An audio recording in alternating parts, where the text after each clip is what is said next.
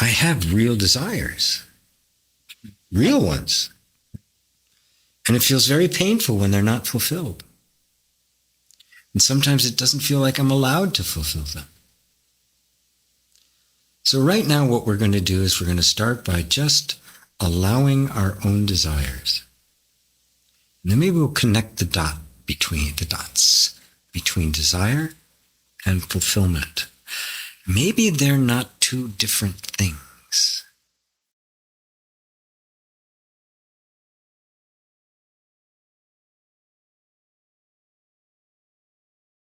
Desire and fulfillment. Started happen.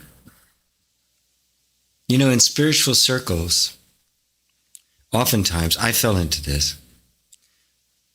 There was this idea about desire.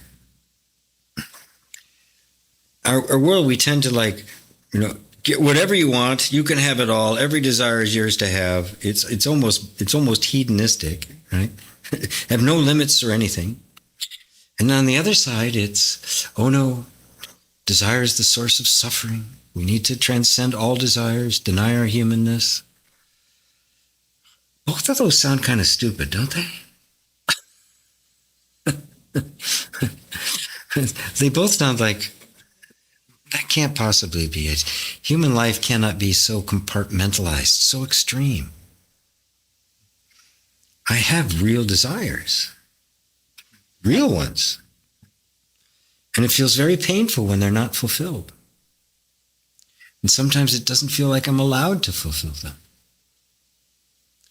So right now what we're going to do is we're going to start by just allowing our own desires.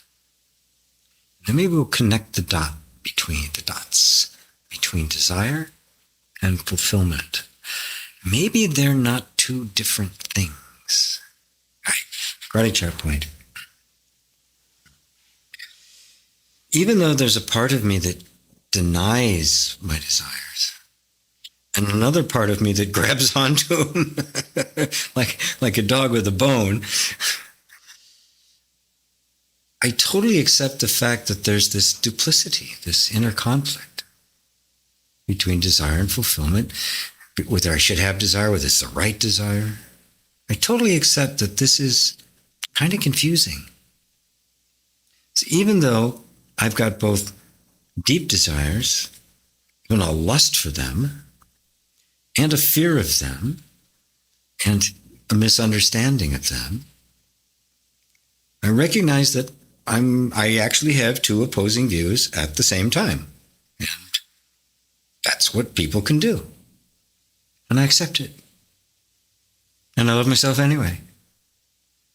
So even though desire can be kind of confusing, it becomes so intense and then so painful, I'm open to the possibility that maybe, just maybe, I can come to see desire as it is and be at peace about it. Maybe even fulfill it. Either way, I love and accept myself anyway. At least I'm open to. Let's tap to the points. The arising of desire. What could be more natural?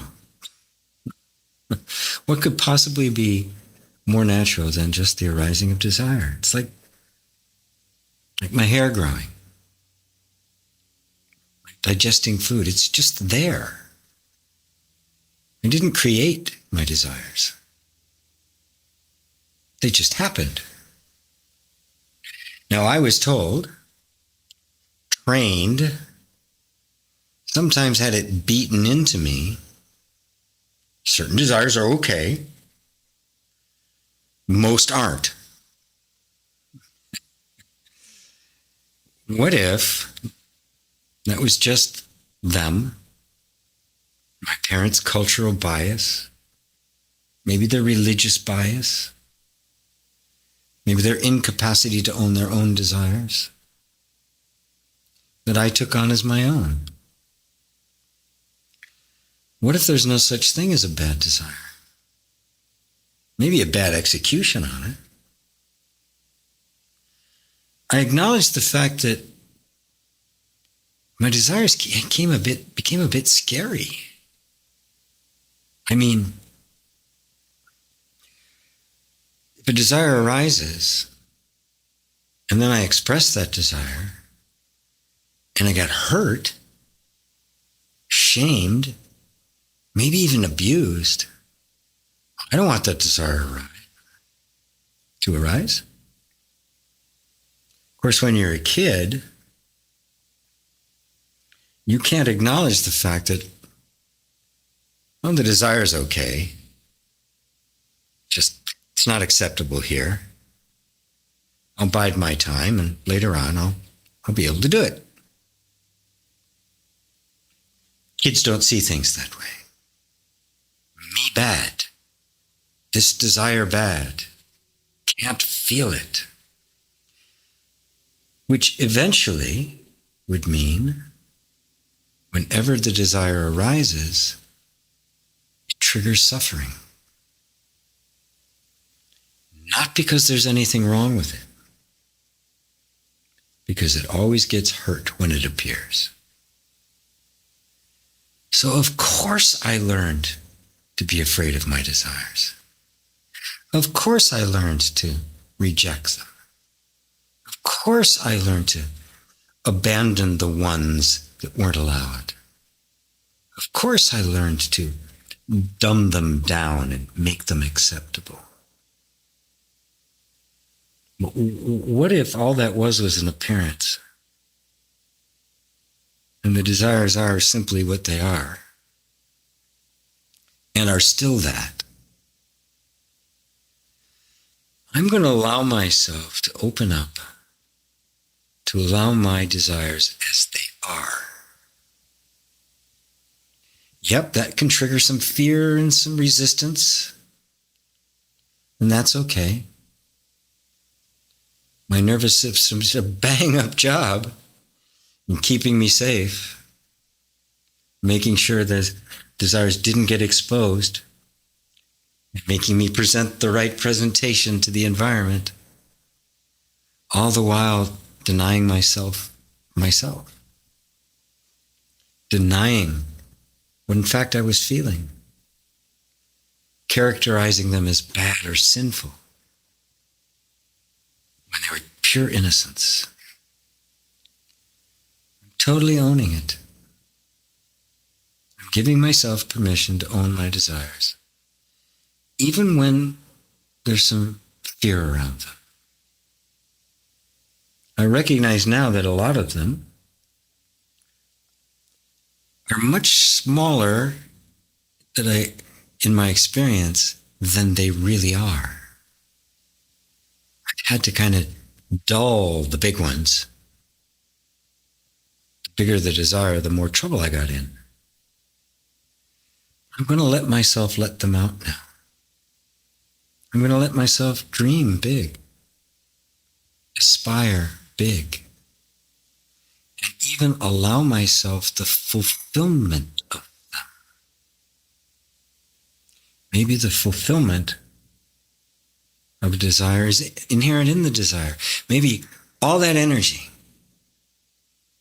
that had to be suppressed, and I'm beginning to release now, is the energy that actually brings about its ultimate fulfillment. Maybe it won't look like what I think it's going to look like. Matter of fact, it probably won't. The desire knows what it is. It knows what it wants. I don't need to. I don't have to give it the energy. It's already got it. I just have to give it permission to move and to provide a safe space in which it can. If it seems to be way out there, okay. If it seems to be, that's too hedonistic, well, maybe it isn't. It's too selfish, well, maybe it isn't. Maybe there's no such thing as a bad desire.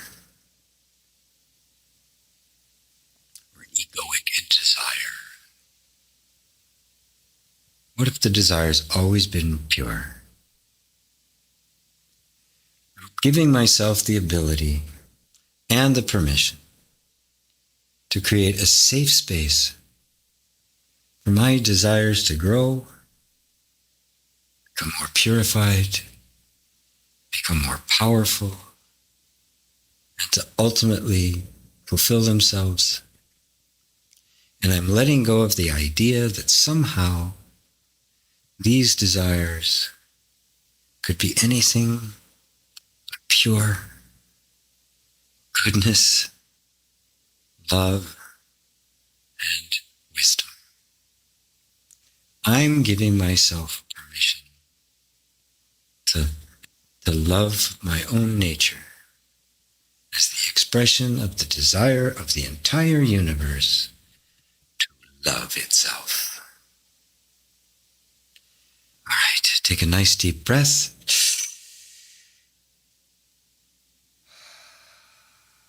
Got some videos coming just on breathing. It's so good. Breathing. I don't know what the videos are. I just keep working on them. Thank you guys for listening to this. It means a lot to me. This message means a lot to me. And so I hope it does to you as well. But please like, share, make some comments. I try to answer every single comment. If I didn't, it's not because I'm ignoring you. It's because I just got overwhelmed and I didn't see it. So until next time, please, please, please allow yourself the freedom to love, the freedom to desire, because everything about you is actually beautifully, originally